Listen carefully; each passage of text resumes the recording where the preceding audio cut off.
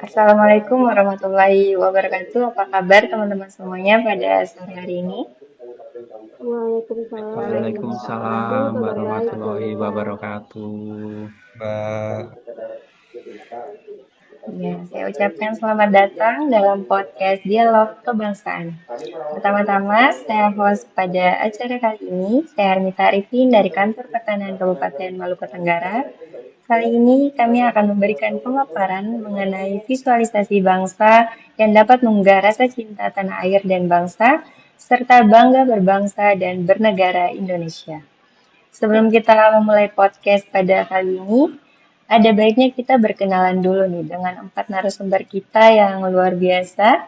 Yang pertama ada Saudara Yusuf. Dipersilakan kepada Saudara Yusuf untuk memperkenalkan diri. Baik, terima kasih Mbak Armita. Izin memperkenalkan diri semuanya. Perkenalkan, nama saya M. Yusuf Arafat. Jabatan saya sebagai penata pertanahan ahli pertama di Kantor Pertanahan Kabupaten Hulu Sungai Selatan. Terima kasih. Oke, terima kasih juga kepada Saudara Yusuf.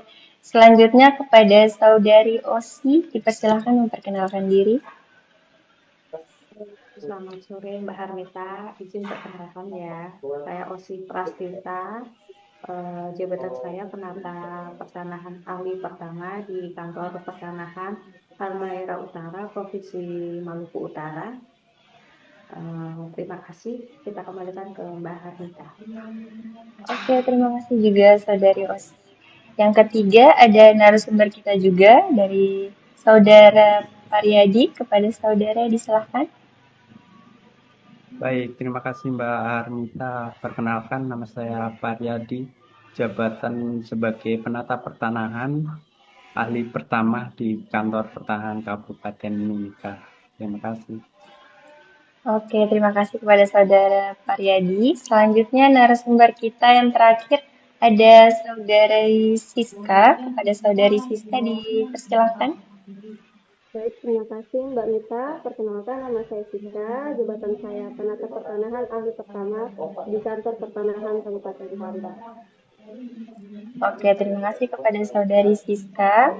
Baiklah, kita akan memulai podcast pada hari ini. Podcast kali ini tentang visualisasi bangsa yang dapat mengunggah rasa cinta tanah air dan bangsa. Bangga berbangsa dan bernegara Indonesia. Seperti yang kita tahu, Indonesia ini mendapatkan kemerdekaan bukan hasil dari giveaway, tapi dari perjuangan yang mengeluarkan darah, air mata, dan semuanya. Dan alhamdulillah, Indonesia sudah menginjakkan usia 80 tahun, usia yang sudah cukup tua juga bagi seorang manusia. Namun kita tidak mau dong jika usia ini berhenti sampai 80 tahun. Kita maunya terus-menerus sampai ratusan bahkan ribuan tahun kan.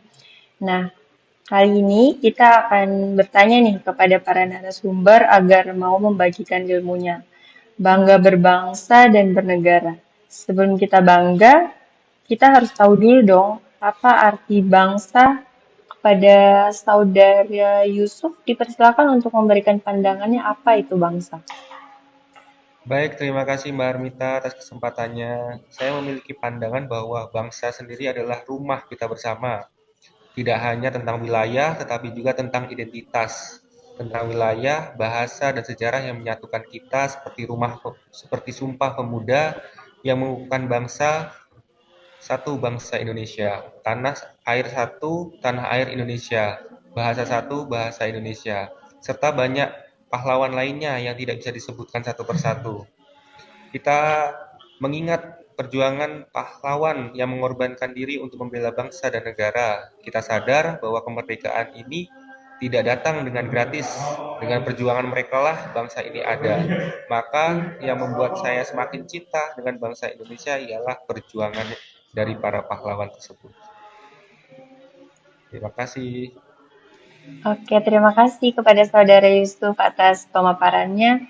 Berarti bangsa diibaratkan rumah ya, yang kita tidak bisa berdiri sendiri tapi perlu perjuangan dan dukungan dari semua orang dan warga negara Indonesia.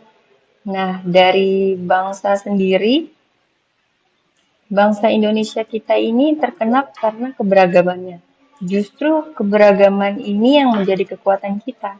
Saya mau bertanya nih kepada narasumber kedua, Osi, gimana sih pandangan tentang kekuatan bangsa Indonesia adalah keberagaman menurut saudari Osi?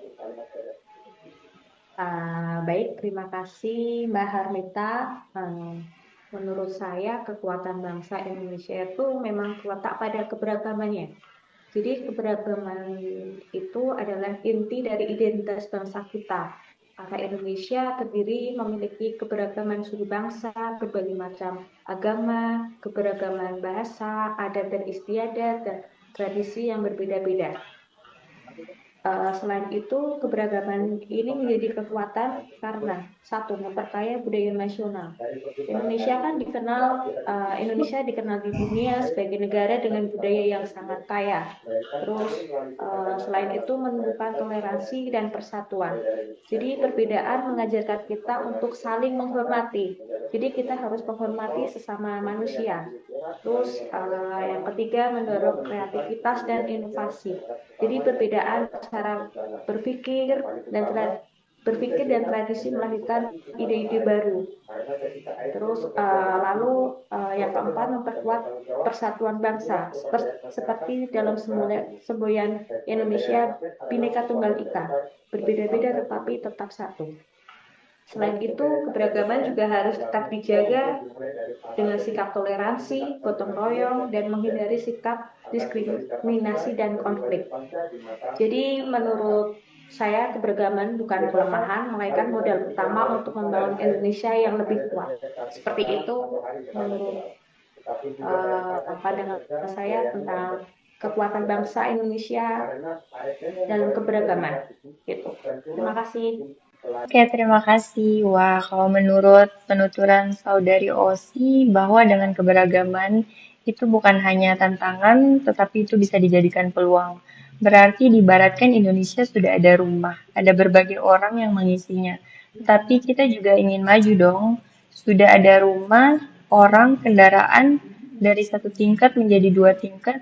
Selanjutnya kita akan bertanya kepada saudara Paryadi, bagaimana membangun kemajuan suatu bangsa. Kepada saudara Paryadi, disilahkan.